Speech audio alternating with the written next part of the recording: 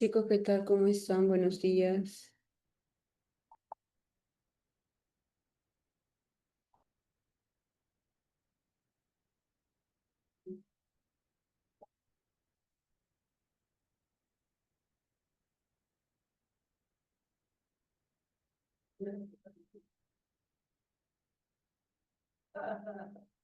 En 2 minutitos ya dan su pasito, ¿verdad? Dan el pasito y iniciamos, ¿está bien? Buenos días, doctora. ¿Estoy bien?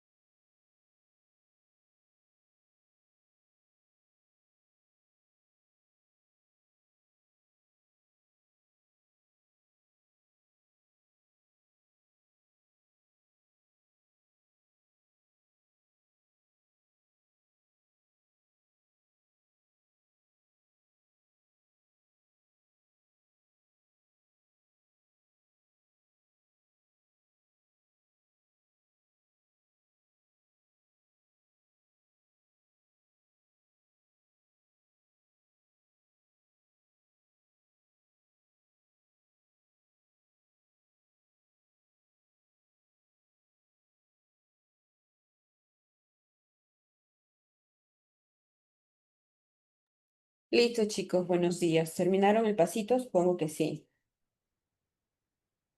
Entonces, vamos a dar inicio, ¿sí? Entonces, soy doctora Lisbeth Wu Marzano, médico rehabilitador del Hospital de Policía, y el día de hoy vamos a hablar sobre la rehabilitación neurológica.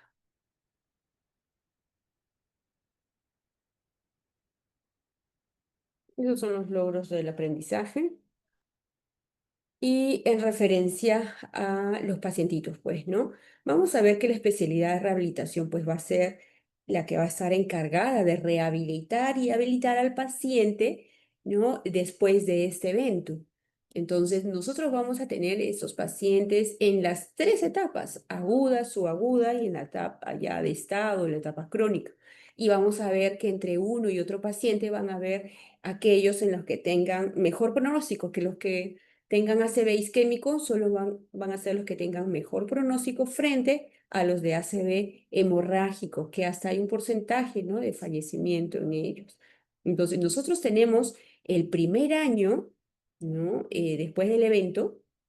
Durante ese primer año vamos a tratar con todas las actividades, porque se trabaja interdisciplinario, para poder lograr nuevamente las habilidades, recuperar progresivamente las habilidades perdidas de este paciente. Entonces, durante ese primer año va a ser muy beneficioso para el paciente. Por lo tanto, le tiene que dar ahí las herramientas para que pueda recuperar y así quedar menor porcentaje de secuelas, ¿no? Entonces vamos a ver que esos pacientes durante este primer año van a mejorar, ¿no? Dependiendo el estado de cada paciente, ¿no? Van a haber factores de riesgo que van a incrementar esta patología, ¿no? Por ejemplo, aquellos pacientes que son diabéticos, hipertensos, que están estresados, hipertenso y mal controlado, sí o sí, hay un riesgo alto de tener un ACV. Paciente con cardiopatías mal controlado, también, ¿no? Entonces, vamos a ver que estos factores van a incrementar este riesgo. Por lo tanto, ustedes tienen que trabajar en la parte preventivo-promocional, evitar que este paciente sea hipertenso y si lo es, ya que ese paciente sea consciente, ¿no? Y que se adhiera a su tratamiento, es decir, que tome la medicación aunque no tenga síntomas, porque en ellos el riesgo está en que como no hay síntomas, no toman la medicación. Graso error, ¿qué es lo que resulta? Una lesión. Entonces vamos a tener, como les comentaba, ¿no? El ACV hemorrágico y el isquémico. El isquémico, vamos a ver aquí, por ejemplo, va a haber una interrupción súbita a nivel del flujo sanguíneo. ¿No ven? Acá se obstruye y ya no hay irrigación, ¿no es cierto? Y aquí en el hemorrágico, ¿qué es lo que ocurre? Una ruptura de un vaso sanguíneo, por ejemplo, ¿no? O un aneurisma, ¿no? Entonces, ¿qué es lo que ocurre? Todo ese tipo de lesión. Y esta es la de peor pronóstico, la hemorrágica. Entonces vamos a ver que va a existir, ¿no es cierto? Durante las primeras horas es la que se tiene que intervenir. Generalmente se dice que es durante las 3 a 6 primeras horas, es donde se tiene que intervenir. Aquí está la lesión y el área de penumbra, que es la que se va a recuperar si es que se hace la intervención temprana. Entonces, ¿qué es lo que dice la literatura?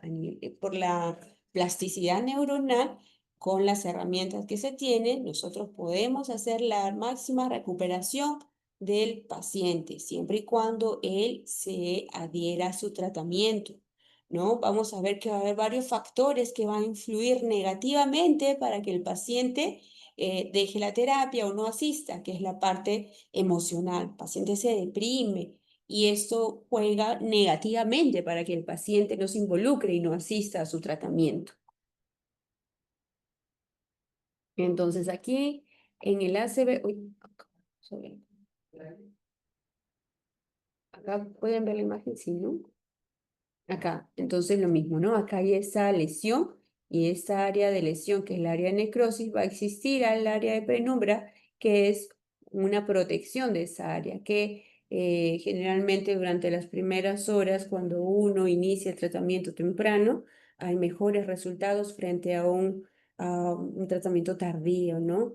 Entonces, vamos a tener aquí mucho cuanto a la evaluación del paciente en la clínica, ¿no? ¿Cuáles fueron los síntomas o cuáles fueron esos síntomas que inició con esta patología, ¿no? El dolor de cabeza, un dolor indescriptible o un dolor que antes no lo había presentado, ¿no? Debilidad generalmente de un hemicuerpo, lo que lleva a que se caiga y tenga, ¿no? Pérdida de la fuerza, debilidad y caída, pues, ¿no? Estos son los síntomas que generalmente los pacientes presentan, ¿no? Un fuerte dolor de cabeza repentina. Hay algunos que tienen también dificultad para ver o para hablar o para entender, y es ahí donde ya son los síntomas premonitorios que el paciente presenta, ¿no? Para luego ser llevado a emergencia. Entonces, ¿qué importancia juega aquí la rehabilitación? Uno, en la parte preventiva que ustedes van a tener que, un papel fundamental, ¿no? Evitar que aparezca la patología que da inicio a este tipo de lesión. La parte preventiva. Cuando ya el paciente pasó esta parte y lamentablemente paciente con malos hábitos alimenticios, no hace deporte, fuma, desencadena, ¿no? En una HTA, una diabetes. Ya, aquí hay que educar al paciente para que tome la medicación. Si es que no llega a tomar, ya pasa ya a la patología, a ACV. Entonces aquí ya hay que jugar un papel fundamental, lo que es el tratamiento para la rehabilitación y luego la habilitación, ¿no? Entonces aquí la importancia del médico rehabilitador, ¿cuál va a ser? Valorar la lesión de inicio, cómo inicia este paciente, ver el déficit funcional y cuál va a ser su pronóstico y evolución, ¿no? Entonces, para cada paciente va a ser individualizado el tratamiento. Manifestaciones clínicas. Vamos a tener que estos pacientes van a tener afectación en la parte motora. ¿Por qué en la parte motora?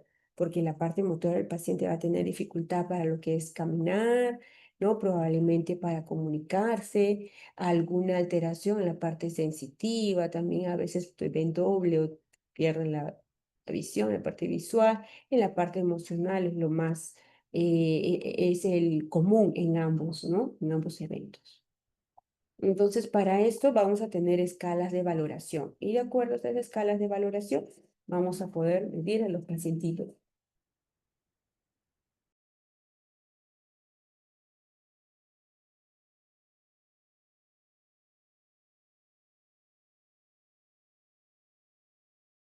Ya. Entonces, estos pacientitos van a ser valorados con diferentes tipos de escala.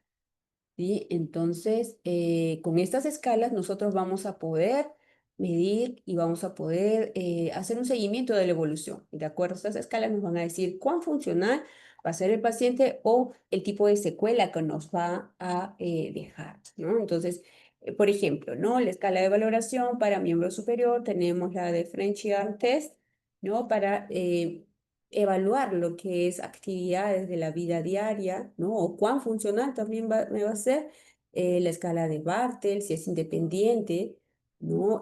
Por ejemplo, la escala del control de tronco, para evaluar la espasticidad, la escala de Ashworth, ¿no? El déficit motor también, y para valorar también la fuerza muscular, ¿no? Entonces, por ejemplo, tenemos esta escala, que es la escala de Ashworth. Esta de acá, la que vamos a utilizar es la de Ashworth modificada, ¿no? En la cual nos va a decir este tipo de paciente, por ejemplo, ¿no? Tenemos 4 grados. Cero, en el cual cuando nosotros evaluamos, vamos a ver que el tono muscular no va a estar incrementado, va a ser fácil de movilizarlo el paciente. Luego, cuando van pasando las semanas, tenemos dos fases. La primera, que va a ser la flácida, en la cual el paciente no va a tener, no va a poner ninguna resistencia, va a ser fácil de movilizar. Y luego, a partir de la tercera, cuarta semana, va a haber un incremento de este tono muscular entrando de una fase flácida a una fase espástica. Y es ahí donde vamos a valorarla con esta escala, ¿no? Entonces, al momento de hacer la valoración para el tono muscular, va a ver que vamos a encontrar un leve aumento, ¿no? De la resistencia, pero esto va a ser mínima y va a ser al final del rango de movimiento, ¿no? Por ejemplo, acá estamos valorando, hacemos la flexión y la extensión. Entonces, cuando ya estamos completando acá la flexión de codo, al final, para hacer la flexión, vamos a encontrar una mínima resistencia. Cuando eso suceda, va a ser de grado 1. Cuando es uno más, cuando vamos a ver la resistencia, va a ser menos de la mitad, ¿no? Acá era casi una mínima resistencia al final. Acá va a ser menos de la mitad, pero un poquito más, ¿no? Nosotros acá al final encontramos, acá va a ser un poco antes de lo final, pero menos de la mitad. Entonces ya va incrementando la espasticidad. Aquí ya para un grado 2, aquí ya el rango, miren, ve, va a haber un aumento más pronunciado. Para hacer la flexión ya va a haber un incremento, ¿no? de este tono muscular. Aquí para el grado 3 ya hay un incremento ya considerable, en lo cual ya va a ser difícil de lograr la flexión y la extensión. Va a ser difícil acá, pero lo vamos a poder completar, pero va a ser difícil. Y en el 4 ya aquí ya no vamos a poder movilizar, se va a quedar así. Este de acá, solo viendo esta figura, ya podemos deducir que es un Ashworth 4, lo cual está rígido y queda la articulación, miren, puede ser que quede en flexión o que quede en extensión, pero solo a ver esta imagen ya podemos deducir que es un Ashworth 4, en el cual la articulación ya está rígida, dificultad para poderla movilizar. Y si lo quieren hacer, tiene que ser muy gradual, si no hay riesgo a fractura. Tenemos las escalas para la valoración del déficit de la comunicación, como el test de Boston, en la cual me va a valorar las afasias, ¿no? Por ejemplo, tenemos la afasia, la de expresión y la afasia, la afasia motora y la afasia sensorial, ¿no? Que es la receptiva. Acá también vamos a ver el déficit cognitivo con un mini mental test, déficit emocional para los pacientes con el GDS para valorar cuán sensible está, ¿no? Que es generalmente la escala de depresión que se valora aquí, ¿no? Acá tenemos el lóbulo, ¿no? En el cual se va a ver afectado. Acá el lóbulo frontal para el área de Broca, ¿no? Que es el área 44, y el del Wernicke, que es el área 22, ¿no es cierto? Que es la parte generalmente es la parte receptiva, la parte sensorial, ¿no? Entonces, acá tenemos dos afasias en las cuales se van a ver eh, involucradas dependiendo el área en la cual ha sido afectada, ¿no? Por ejemplo, aquí, en el área de Broca, que es el área 44, que es la parte motora. ¿Qué quiere decir? Que, por ejemplo, ¿no? El paciente acá me va a entender, la parte de la comprensión va a estar intacta, pero en la parte que el paciente quiere estructurar, ¿no? Su respuesta es ahí donde va a estar alterada. Quiere decir, por ejemplo, ¿no? Yo le pregunto, ¿cómo se llama? Él me entiende lo que yo le estoy diciendo, ¿cómo se llama? Él quiere estructurar y decir, la parte verbal, la parte motora, él quiere articular, ¿no? Y decir que se llama José, por ejemplo. Yo le digo, ¿cómo te llamas? Y me dice, y es acá donde empiezan los neologismos, ¿no? Él me dice, no sé, roca, por ejemplo, ¿no? Entonces, o un neologismo, sajual, por ejemplo, no existe esa palabra, ¿no? Entonces, el paciente se siente a veces impotente, ¿no? De no poder expresar lo que él quiere, ¿no? Entonces, por ejemplo, le señalamos el celular, le decimos, esto es un zapato y él como me entiende me mueve la cabeza. No, es un reloj, no, es un celular y mueve la cabeza. Y me dice sí, con la cabeza, pero no le sale la palabra, no celular, le sale la palabra pasopota, por ejemplo, pasopota. Entonces, esa palabra es la que el paciente aquí, cuando tiene una afectación del área de Broca, él entiende, pero no le sale lo que él quiere decir, no le sale es por eso que es la parte motora se ve afectada. Por otro lado, es la de Warnick.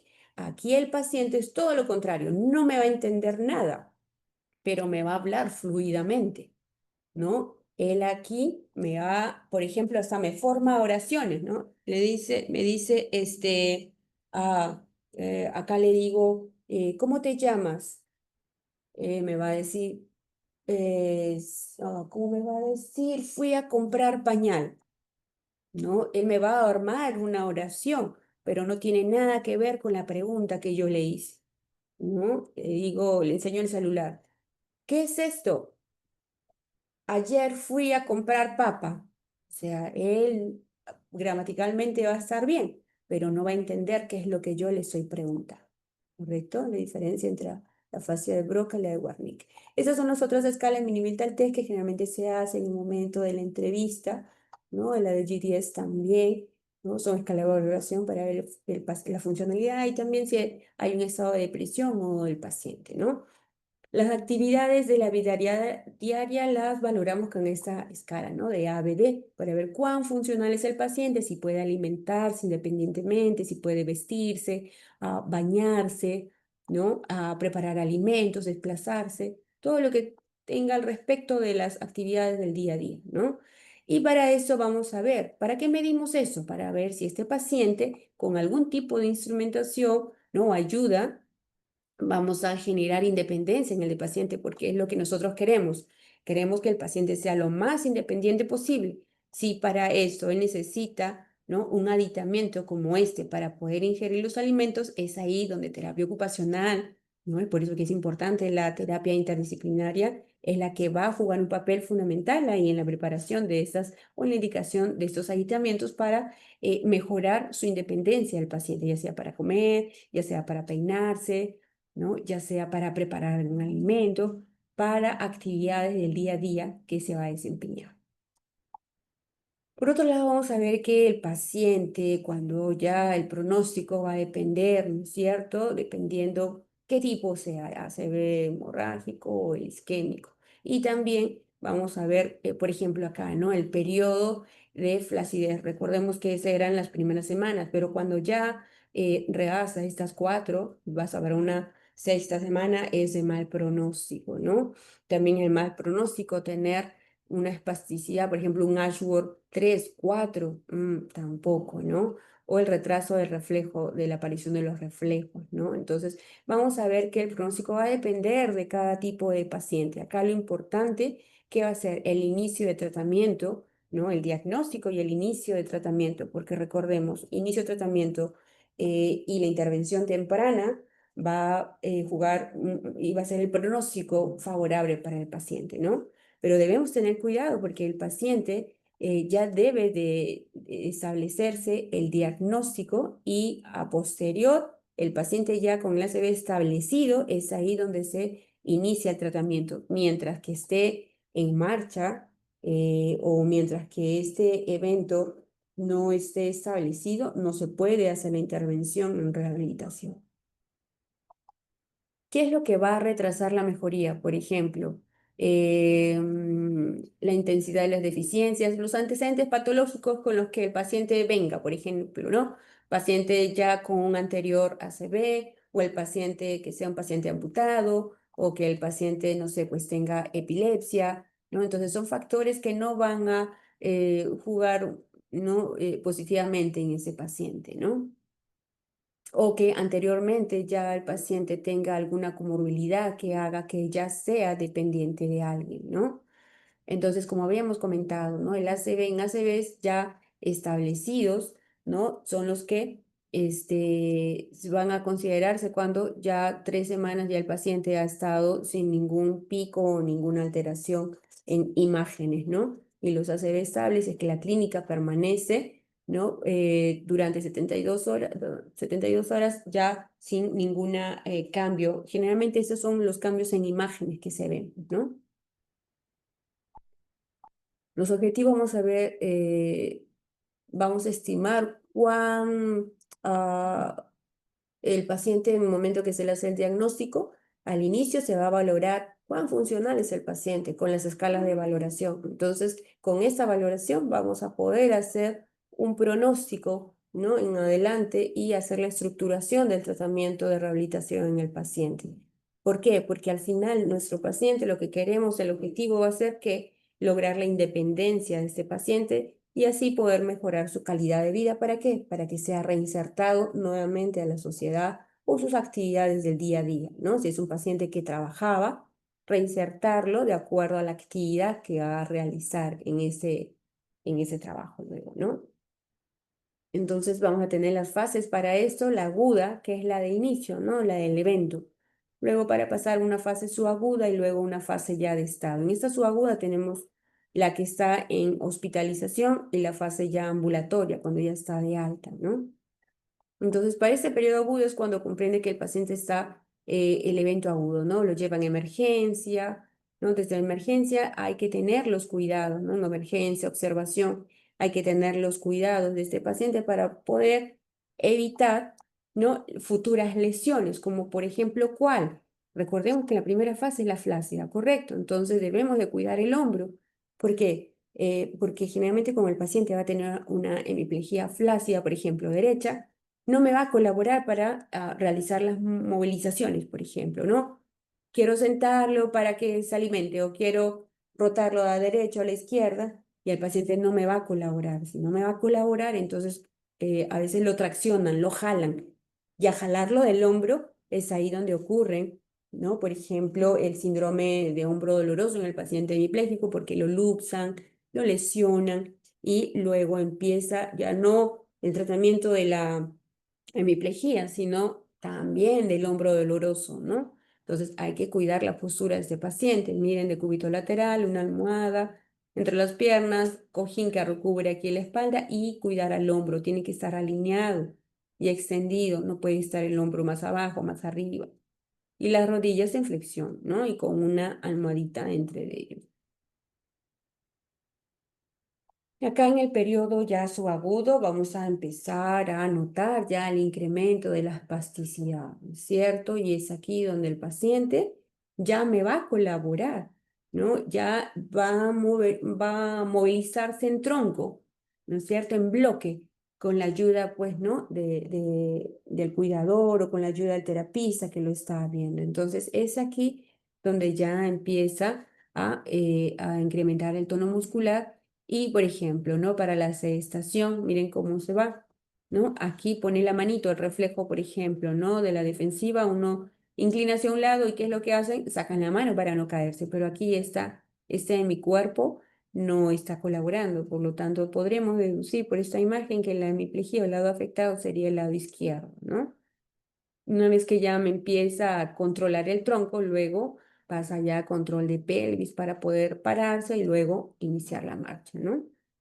Entonces aquí, para hacer los traslados y que el paciente o el familiar colabore, ¿no? En esta actividad hay etapas primero, ¿no? Empieza el paciente con el rodamiento.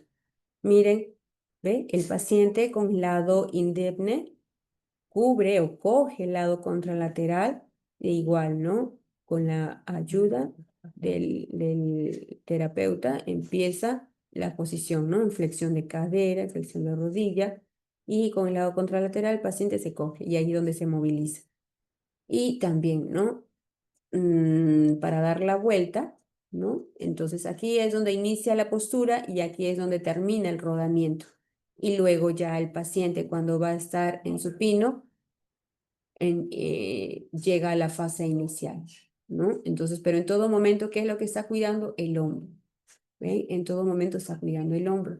Y es aquí el objetivo que va a ser que el paciente ya en este momento, pues logre una independencia en lo que es los cambios posturales, ¿no? En decúbito dorsal, en lateral. Entonces, aquí donde ya el paciente está iniciando el tratamiento con los cambios posturales que vamos a ver en el futuro que va a ser importante, ¿para qué? Para evitar las úlceras por presión, ¿sí? Que el paciente va a tener que movilizarse.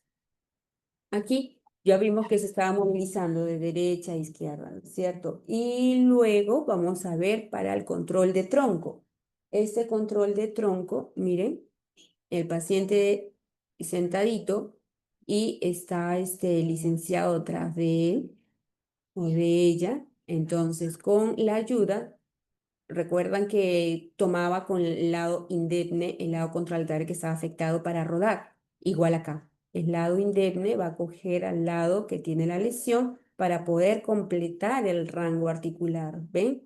El paciente acá está sentadito, control parcial porque hay alguien acá que lo está apoyando y aquí también, ¿ven? Para poder completar estos movimientos que serían movimientos activos, asistidos, porque el paciente está asistiendo a este lado que está tomado para poder realizar la flexión de hombro. ¿Ven? Tanto que sube y baja, ¿no? Igual de derecha a izquierda. Entonces aquí empieza ya la activación de los músculos del tronco y de cintura escapular. Es así donde se va a lograr mejorar o conservar los rangos articulares. Una vez que ya logra controlar tronco o cintura escapular, ya pasa a lo que es la sedestación para luego la bipedestación. ¿Correcto? Entonces aquí ya en la fase ambulatoria, que es la fase donde el paciente salió de alta, y ya en casa viene al hospital para continuar el tratamiento que lo estuvo haciendo ya en hospitalización, ¿no? Entonces acá ya el paciente, ¿cuál va a ser nuestro objetivo? Que logre la marcha, ¿no? Ya sea con algún aditamiento, ¿no? Entonces aquí, por ejemplo, si el lado de la hemiplegia es el izquierdo, el bastón va a estar en el lado contralateral siempre de la lesión, no va a ir en el mismo lado de la lesión, va a tomar acá el bastón, no. Este bastón va a ser un apoyo para este lado contralateral, ¿sí? La lesión está en el izquierdo, el bastón va a ir en el lado derecho. Entonces aquí es donde se le adiestra o se le instruye o se le patroniza la marcha con el apoyo de un aditamiento que en este caso sería el bastón. Antes de este bastón, ¿qué es lo que probablemente usó? Probablemente un andador, ¿correcto? Y luego pasa a un bastón. Y acá la marcha va a ser en todo terreno, un terreno plano, como para luego subir y bajar escaleras o pendientes, ¿sí? Por ejemplo, acá, ¿no? En terrenos, este fue un terreno plano. Ahora, para subir escaleras, ¿cómo va a ser? Siempre el lado indemne pegado a la baranda, tanto para subir como para bajar, tiene que cogerse. Entonces, al realizar, para subir la primera escala, el escalón, ¿qué es lo que va a hacer? Debe subir con la extremidad indemne, es decir, con la que no está afectada. Ese va a ser el primer paso, ¿sí? Sube este y luego va a subir el lado afectado. Luego, para bajar, nuevamente, siempre se baja por el lado derecho, ¿no? Tenga o no tenga lesión, nosotros siempre subimos por el lado derecho y bajamos por el lado derecho. Ya es una regla de humanidad. Acá el paciente igual sube derecho y baja derecho y se va a coger con el lado indemne la baranda, pues, ¿no? Entonces, al bajar, aquí es lo contrario, ¿no? Baja con el lado afectado y luego completa con el lado no afectado, ¿sí? Este es en terrenos irregulares que generalmente son pendientes o escaleras, gradas, ¿no?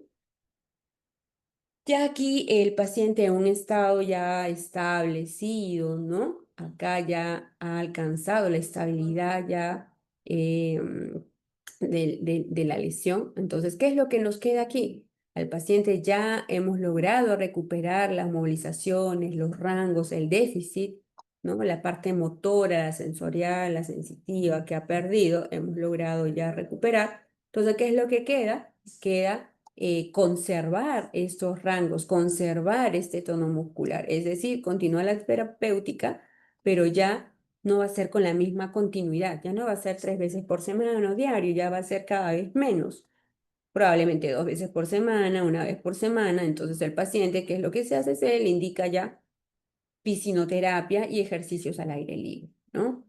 Entonces es aquí donde ya hemos visto, hemos valorado si necesita algún aditamento, si necesita para caminar o para comer, ¿no? Entonces aquí ya hemos valorado ya el uso de las ortesis para que puedan hacer sus actividades, ¿no? Ya sea caminar o ya sea alimentarse o vestirse, ¿no?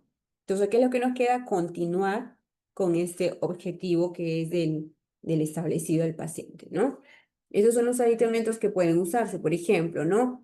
Acá hemos visto, por ejemplo, una manito que tenga un Ashworth 3, ¿no? Entonces va a estar los deditos en flexión, va a ser muy difícil, pues, hacer la extensión de los dedos. Entonces, como va a estar con un Ashworth 3, vamos a tener que indicarle, por ejemplo, una férula braquipalmar, ¿no? Ay, una férula braquipalmar, ¿no? De la parte braquial a la palmar para evitar que los deditos estén en puño. ¿Por qué? Porque eso me va a dificultar el aseo, me va a dificultar las movilizaciones, ¿no? Entonces, para tener esa manito funcional, se le indica ese aditamento braquipalmar, ¿no? Aparte, en casa también se les sugiere que tengan compresas para que lo coloquen donde tuvieran dolor, ¿no? Ya sea en hombro, codo, dependiendo del paciente, ¿no?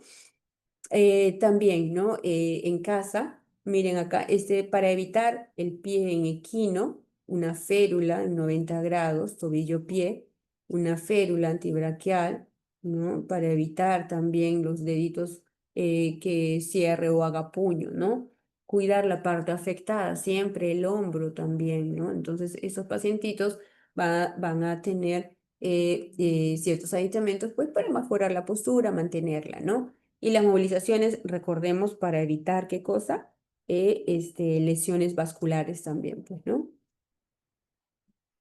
Entonces, aquí el pacientito, a ver, se recomienda que ya habíamos comentado, ¿no? Los cambios posturales que van a hacer cada 2 horas en casa también. Eso desde hospitalizado es el que ya sale con esta indicación los cambios posturales, ¿no? Y siempre la parte afectada, miren, en la que tiene que ser, ¿cómo se llama? Tiene que tomar mucho cuidado con ella, mucho más el hombro, pues, ¿no?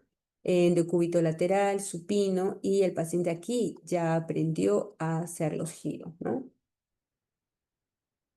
Este de acá es el colchón antiescara para pacientes que tienen una estancia hospitalaria o en casa también, ¿no? Recordemos que en todos no va a ser la misma evolución, no va a ser el mismo pronóstico.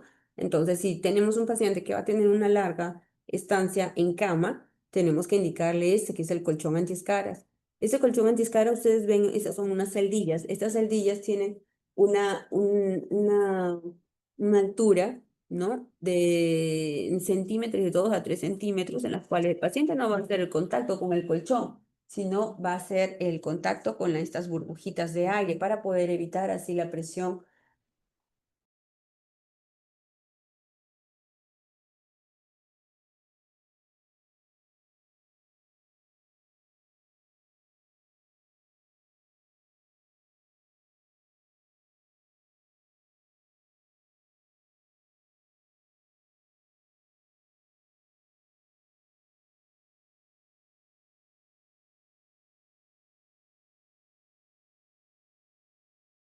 Entonces, disculpen, entonces, estábamos, ¿no? Estos colchones que son las celdas para poder evitar la presión, ¿no? Generalmente que es a nivel sacro, ¿no?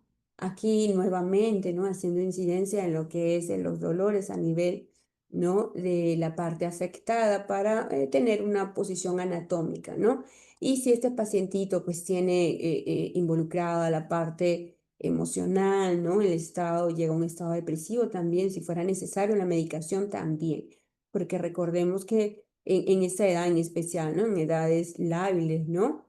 Que son las edades extremas, ¿no? Niño y la parte de lo que son adultos, ¿no? Que son los extremos de la vida. Entonces ahí como que un poco se complica, ¿no? La parte emocional, ¿no? En la cual el paciente se siente que va a ser dependiente total, va a ser una carga para familia. Entonces ahí es donde se cursa con salud mental para que tuviera medicación, pues, ¿no? El paciente. Aquí para mantener, ¿no? Las funciones que ya se han logrado, ¿no? Vamos a continuar, por ejemplo, ¿no? Con lo que es la terapia del lenguaje, ¿no? Esa terapia del lenguaje en esos pacientitos, recordemos, ¿no? La fascia de Broca y la fascia de Wernicke. Para esto, entonces ahí tienen que intervenir los licenciados en terapia física para que poco a poco, con las herramientas y las técnicas, logre, ¿no es cierto? Gracias a la plasticidad neuronal, logre nuevamente recuperar esta parte, ¿no? O estas lesiones que han sido adquiridas. Entonces, es aquí donde el licenciado en terapia de lenguaje, con las técnicas, va a poder lograr lo que ha sucedido con ese tipo de lesión. También hay otra, ¿no? Generalmente hay algunos pacientes que van a tener alguna dificultad probablemente para la deglución, para la masticación. Eso va a ser dependiente de qué antecedente tiene el paciente, ¿no? O también puede presentar disartria, ¿no? Que es la dificultad para poder articular las palabras. También lo trabaja el licenciado en terapia de lenguaje, ¿no? Para poder nuevamente estructurar, ¿no? La parte de sintaxis, la parte pragmática, ¿no? Para poder nuevamente articular las palabras, ¿no? También a través de técnicas, ¿no? También vamos a ver que puede verse afectado la parte del control de esfínter, ¿no? Ya sea la parte de incontinencia fecal o incontinencia urinaria. Entonces, es frecuente, ¿no? Va dependiendo del tipo de paciente. Recordemos como que no va a haber ya un desplazamiento, una movilización o la actividad que tenía antes del evento, probablemente curse, pues, ¿no? Con constipación, estreñimiento. Entonces, ahí ya también llega a intervenir la parte nutricionista en referencia a los alimentos, ¿no? Que sean más ricos en lo que sean residuos, ¿no? Que son las frutas, los vegetales, hidratarse, pues, ¿no? Y vamos a ver que los licenciados en terapia física van a tener técnicas para poder recobrar o mejorar el tono, recordemos, ¿no? Flácido, espástico. Entonces, para la espasticidad, vamos a indicar esta técnica, ¿no? Que es la técnica de Bobas o la del neurodesarrollo, ¿no? Y es aquí donde hasta incluso se va a aprovechar estas posturas inhibitorias, ¿no? Que son las posturas inhibitorias reflejas. Y esta se va a aprovechar en diferentes posiciones, ya sea básica, en los 4 puntos, ¿no? Proximal y distal. Entonces aquí Bobas va a trabajar la espasticidad del paciente haciendo, ¿no? Uso de estos movimientos, ¿no? Las que son las sinergias que presenta el paciente por su espasticidad. Acá tenemos el método de Kabat, ¿no? O la facilitación neuromuscular propioceptiva. Aquí lo que se hace es el movimiento que presente el paciente, van a ser movimientos facilitadores para poder aprovechar, ¿no? Estos músculos agonistas, ¿no? Para poder completar los rangos articulares, mejorar el rango articular, hasta incluso, ¿no? Trabajar también con la resistencia que ellos ponen, ¿no? Que es involuntaria por este tono que se va a ir incrementando, ¿no? Acá también con la técnica de Perfetti, ¿no? O el ejercicio terapéutico cognitivo, que ¿no? No solo se basa, dice, en la neuromotricidad, sino también en la parte de la psicomotricidad, ¿no? Entonces, aquí el estímulo, el movimiento, ¿no? Con el estímulo táctil, ¿no? Y la parte de la sinestesia, ¿no? Entonces, acá el paciente, por ejemplo, ¿no? Cerrando los ojos primero tiene que ver la figura que va a hacer. Luego se cubre los ojos y con la parte táctil, la parte sensorial, va a describir la forma y el fondo que tiene esta figura, ¿no? Entonces, aquí también está haciendo una actividad también reeducando la parte sensorial, reeducando la parte motriz, ¿no? Y también van a trabajar con diferentes tipos de textura, ¿no? No solo en la parte de las manitos, miembro superior, sino también la parte de miembro inferior, ¿no? El método de Brunstone, ¿no? Contrariamente, porque trabajan, contrariamente dice a Bobat, ¿no? Acá Brunstone no va a combatir como lo hace Bobat, ¿no? Los movimientos sinérgicos, sino los va a aprovechar Brunstone. Brunstone, ¿no? Lo que va a hacer es va a estimular esta actividad, ¿no? Ya sea de tronco, miembro inferior o mano, ¿no? Entonces, ¿qué es lo que va a hacer? Va a hacer el movimiento, ¿no? Lo inicia el paciente, ¿no? De flexión o extensión, por ejemplo, del brazo, ¿no? Entonces, Brunson lo que va a hacer es, el licenciado lo que va a hacer es dirigir este movimiento, ¿no? Para que no sea, por ejemplo, está en extensión o en flexión y va a dirigir este movimiento hacia un rango o un movimiento adecuado. Entonces, también Brunson me va a valorar cuán funcional me va a ser el paciente. El método de Bokta, aquí, ¿no? Generalmente trabaja en niños que tienen PC, parálisis, ¿no? Y también en adultos. Entonces, aquí, ¿qué es lo que va a hacer? Es facilitar este reflejo de arrastre, ¿no? Generalmente va a ser en decúbito en prono, ¿no? Y es ahí donde se va a estimular el arrastre en los pequeñitos, ¿no? Cuando empiezan a reptar para poder caminar, ¿no? Entonces, esos estímulos sensoriales, ¿no? Van a reactivarse o activarse a través de este método de Bofta. Y luego tenemos para rehabilitar para la marcha, ¿no? Ven estas paralelas, al final siempre y a los alrededores siempre va a haber un espejo. ¿Para qué? Para que el paciente pueda percibir, mirarse cómo está realizando esta marcha y para que pueda corregir el patrón de marcha, ¿no? La espasticidad, recordemos que es valorada este tono muscular a través de escala de Ashford, ¿no es cierto? Entonces, eh, em, cuanto en esta fase ya que empieza, que es la espasticidad, ¿no? Luego de la flacidez, va a ir incrementándose, ¿no? Entonces nosotros tenemos que valorar en qué momento ya no podemos dejar de que siga subiendo esta espasticidad para que no llegue pues a un Ashworth de 3 o 4 donde ya no vamos a poder hacer nada ya. Entonces un Ashworth de 3 ya tenemos que valorar y tenemos que hacer uso de algún tratamiento complementario a la terapia, ¿no? La medicación baclofeno para que me disminuya esa especificidad. Si no es suficiente, le agregamos otro como este, ¿no? Que es la toxina botulínica tipo A. Entonces, esa toxina, ¿qué es lo que me va a hacer? Va a relajar estos músculos que me llevan, ¿no? A la flexión, ¿no? Por ejemplo, de muñeco, los deditos o esos piecitos. Para evitar esto, antes de llegar a esto, hemos tenido que hacer uso de la toxina botulínica, ¿no? Entonces, vamos a valorar y con esto, al liberar esto, estos músculos, ¿no? Va a ser más fácil y viable manejar el rango articular.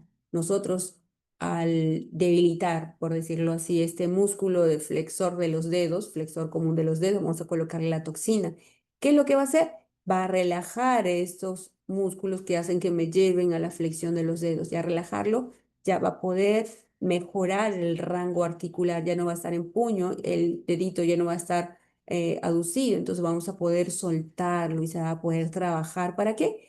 Probablemente no para que sea funcional, sino postural para poder llevar a esta muñeca a una posición neutra y pueda utilizar, ¿qué cosa? Su férula, ¿no es cierto? Porque aquí no puedo trabajar con este paciente, le va a doler mucho. Entonces, para evitar esto, toxina botulínica, lo relajo y le coloco ya la férula para que esté en una posición ya neutra, ¿no? ¿Cada cuánto tiempo la toxina? Puede ser 2 a 3 veces en un año.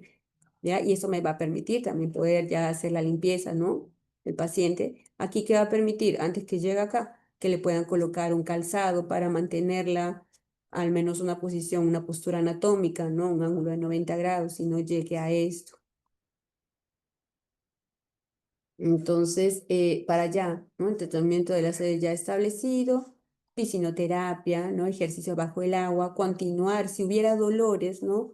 La terapéutica, ¿no? Magnetoterapia, corriente, ultrasonido, dependiendo ya dónde esté localizado ya el dolor, ¿no? Porque también hay dolor.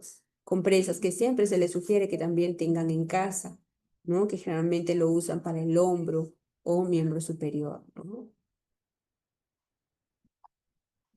Para la parte de la comunicación, ¿no? Se trabaja lo que son las afasias que ya habíamos comentado. Entonces, tratamiento generalmente lo tenemos que aprovechar durante el primer año del evento, ¿no? Después ya del año, año y medio, que es lo que tenemos, son secuelas y esas secuelas ya se tienen que mantener, ya que no va a mejorar más, ¿no? O va a mejorar un poco, pero no lo esperado durante este primer año, ¿no? Actividades de la vida diaria que se trabaja en terapia ocupacional también, ¿no? Entonces acá el propósito que va a ser que el paciente logre la máxima funcionalidad para que sea independiente, ¿no? Con estas actividades que vemos que nosotros lo hacemos pues sin ninguna limitación o sin ningún impedimento, pues esas actividades ellos nuevamente haciendo esto van a lograr aquí mejorar el rango, la fuerza, la prensión. Aquí también trabajan lo que es la atención, memoria, concentración, ¿no? Acá trabajar con masa van a poder trabajar luego, ¿no? Haciendo, por ejemplo, la prensión en pinza o la prensión tubular para poder llevar los alimentos a la boca, por ejemplo, ¿no? O tal vez la vestimenta también, ¿no? Estas cosas tan pequeñas. ¿Para qué rompecabezas? Porque esto me va a permitir una atención, memoria y concentración, y otro, al coger eso tan pequeñito, me va a permitir que el paciente luego pueda coger una moneda, que pueda coger el botón, por ejemplo, o cosas pequeñitas haciendo la pinza fina, ¿no? Entonces, estas actividades me va a facilitar para actividad del día a día. Y ya cuando tenemos ya el paciente, ya luego del tratamiento, ya vamos a tener la secuela, ¿no? Entonces aquí ya el paciente ya logró recuperar lo máximo posible. Entonces aquí ya el paciente ya está ya para el alta, ¿no? Ya ha tenido que recibir, ¿no? Terapia física, ocupacional, la parte de psicología, ¿no? La parte, no sé, de nutrición, ¿no? Entonces, este equipo interdisciplinario juega un papel fundamental. Todos en realidad tienen importancia, ¿no? Implicancia en el paciente. Entonces, cuando ya se trabajó durante ese primer año, ya que es lo que queda, la parte secuelar. ¿Qué quiere decir? Es lo que va a quedar de ahí en adelante y la función de la familia y los cuidadores va a ser muy importante. ¿Por qué? Porque ahora el objetivo va a ser mantener lo que ha logrado el paciente, ¿no? Mantenerlo. ¿No? Entonces, luego, ya cuando el paciente reingresa, cuando ya el paciente ha empeorado o se ha caído tal vez, ¿no? O tiene un dolor, ¿no? O que la espasticidad ha incrementado, ¿no? O necesite alguna ayuda técnica o algún aditamento, ¿no? Cuando vemos que el paciente tiene algún evento que ha hecho que empeore su cuadro, nuevamente intervenimos ahí. Y recordemos, pues, ¿no? El 29 de octubre, el Día Mundial de la ACV. Dice las 5 Cs para poder detectar un ACV a tiempo, ¿no? Uno, si el paciente, recuerdan, ¿no? Si el paciente ven, ustedes ven, o el paciente siente, por eso deben de tener esa información cuando ustedes salgan a hacer la parte preventiva promocional, ¿no? Paciente siente que pierde el equilibrio, se va para un lado, ¿no? O inicia con un dolor de cabeza repentino como nunca antes lo ha tenido, o si empieza a tener dificultad para articular las palabras, o para pensar, o para entender, o para hablar, ¿no? O si pierde repentinamente la visión, o se siente con una debilidad de un hemicuerpo, ya esas son las 5 C para actuar inmediatamente, ir a emergencia. Y luego de que ya vemos este paciente que ha pasado, ¿no? Este evento, se ha rehabilitado, se ha habilitado ya después del año, queda con una secuela, el paciente puede solicitar un certificado de discapacidad, ¿no? Que se lo da la institución donde el paciente se atiende, ¿no? Acá va el nombre de la institución, los datos del paciente y acá va el diagnóstico. Por ejemplo, si era un paciente hipertenso que estaba mal controlado, no tomaba la medicación, entonces el etiológico va acá, ¿no? Es la etiología de la enfermedad HTA. ¿Y cuál fue la consecuencia de este HTA? La consecuencia fue el ACV isquémico. ¿Y qué más? Y también fue la hemiplegia que le quedó, ¿no? Hemiplegia espástica derecha, por ejemplo. Luego se pasa a valorar la severidad, tanto de la discapacidad como de la gravedad. Entonces, acá la discapacidad, por ejemplo, en paciente con hemiplegia va a tener una discapacidad para la locomoción. De la conducta, puede ser que sí, que no, ¿no? Probablemente. Entonces, si hay alguna alteración ahí de la conducta, por ejemplo, se ha vuelto más renegón, está muy lábil, entonces le podremos colocar uno, ¿no?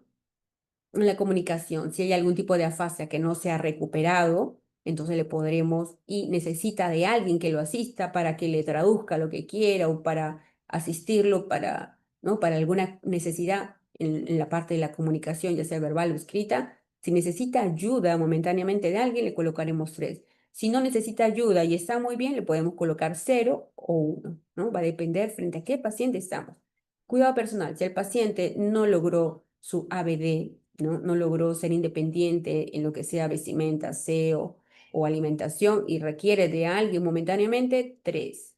Si requiere de alguien la mayor parte del tiempo, 4. Si vemos que él no puede ni alimentarse, está postrado en una cama, pues le colocaremos 6. Va a depender frente a qué paciente estamos, ¿ya? La valoración. Si para caminar el paciente quedó con la hemiplegia y necesita el bastón, le colocaremos 2. ¿Por qué? Porque realiza la actividad con una ayuda, que es un dispositivo. Disposición corporal, si él no puede mantenerse de pie, ¿no? Si ya no puede, no sé, pues dependiendo de la edad también, ¿no? Si antes jugaba, corría, saltaba, ahora no va a poder hacerlo o lo hace, pero con dificultad, un 2 o un 3. Si para la destreza no puede abrir la puerta, no puede abrir el grifo, no puede contar los billetes, ¿no? la de cesar manual, entonces dependiendo cuál sea la condición del paciente que no lo puede hacer, necesite ayuda o no lo realice, colocaremos, ¿no? 2, 3, 5 o 6. La situación generalmente del paciente, pues acá en situación, para esas patologías le colocamos entre 2, 3 y va a depender mucho de la situación del paciente, ¿no? Entonces, dependiendo de esta valoración, el mayor número que vaya acá, recordemos que este paciente, a ver, camina con un bastoncito y depende momentáneamente de alguien que lo asista, entonces el mayor número acá va a ser un 3. Entonces inmediatamente aquí va el 3 que va a generar una discapacidad moderada. Pero sin embargo, si es un paciente postrado, que no camina, que lo alimenta, que lo baña, que, que necesita a alguien lo movilice y todo, entonces acá le vamos a colocar entre un 5 y un 6 en la mayoría de ellos. Entonces el valor máximo va a ser 5, 6, 6, ¿no? Entonces inmediatamente va acá va a 6. A partir de 4 ya es una discapacidad severa, ¿sí? Y para esto, acá, ¿no? Requiere productos de apoyo. Generalmente, si el paciente requiere un bastón para caminar, le colocaremos acá un check. Si el paciente depende de una persona para trasladarse, comer y todo, le colocaremos acá un check. Si no, si requiere medicación como el baclofeno, acá un check.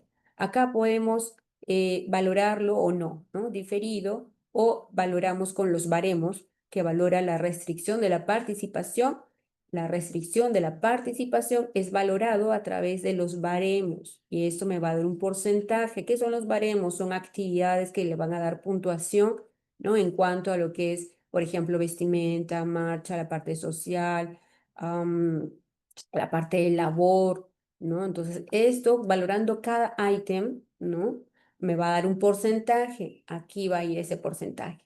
¿Por qué es importante? Ese porcentaje va a ser importante para aquellas personas en las cuales, por ejemplo, están en extrema pobreza. ¿Por qué? Porque hay una bonificación que es de Contigo Perú que le da a la población que tiene discapacidad con un porcentaje mayor del 33,3%. Por eso es importante para ellos. Pero si es un paciente que tiene un tipo de seguro, ¿no? Y tiene alguien que vele por ellos, así salga 40 o 50, no recibe ninguna bonificación porque no es en extrema pobreza, ¿no? Aquí las observaciones podemos colocar, no sé, por el paciente el día del evento, ¿no? El ACV le dio, no sé, el 5 de junio del 21, por ejemplo, ¿no? Observaciones que se colocan acá. Y la fecha, la hora, el médico, ¿no? El establecimiento, el director, el jefe del departamento y el médico que certifica, ¿no? Y la vigencia, ¿no? Esto tiene 5 años vigente. Ok, después de los 5 años tiene que volverse a revaluar. Y dependiendo de eso, ¿no? Recordemos que había que una valoración de 6 que era discapacidad severa, y le corresponde el carné amarillo. Si es leve o moderada, el carné celeste. ¿Ok? La bibliografía, y eso sería todo, chicos.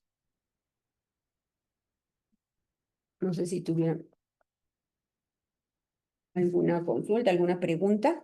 Doctora, ¿podría repetir a partir de qué número es leve y a partir de qué número es severa la discapacidad? Ya. A ver, vamos a presentar acá. Mejor acá para que vean con la imagen, ¿ya? Ay, ¿dónde está?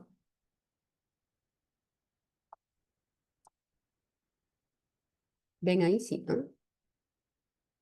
Va a depender de la valoración del 0 al 6. Acá está. Aquí, sí se ve, ¿no es cierto?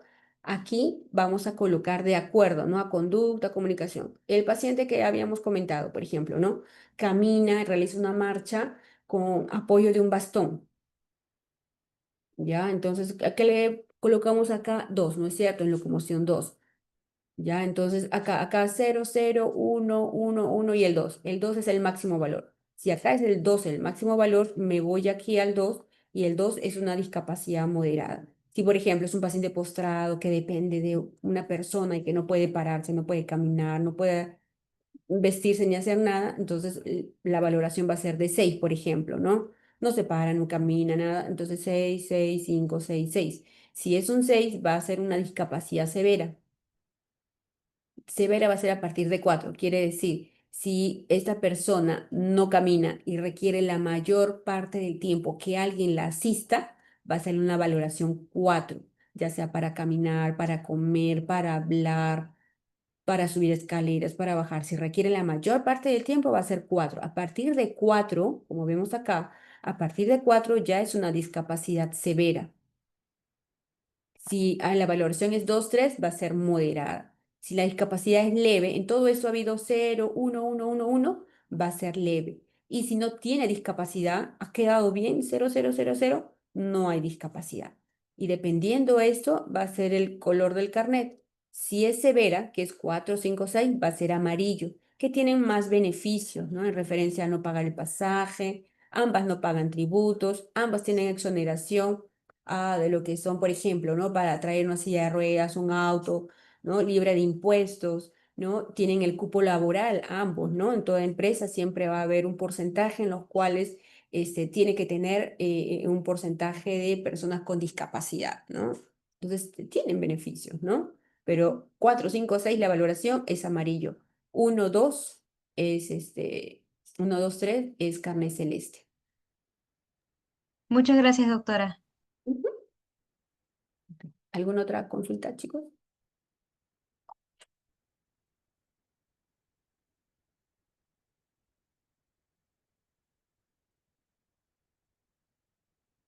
Listo. Entonces, eso sería todo, ¿sí? Buenos días, hasta luego, buen día. Gracias, doctora. Hasta luego. Gracias, Gracias, doctora. doctora. Hasta luego. Adiós, chicos, hasta luego. Uy, y ahora.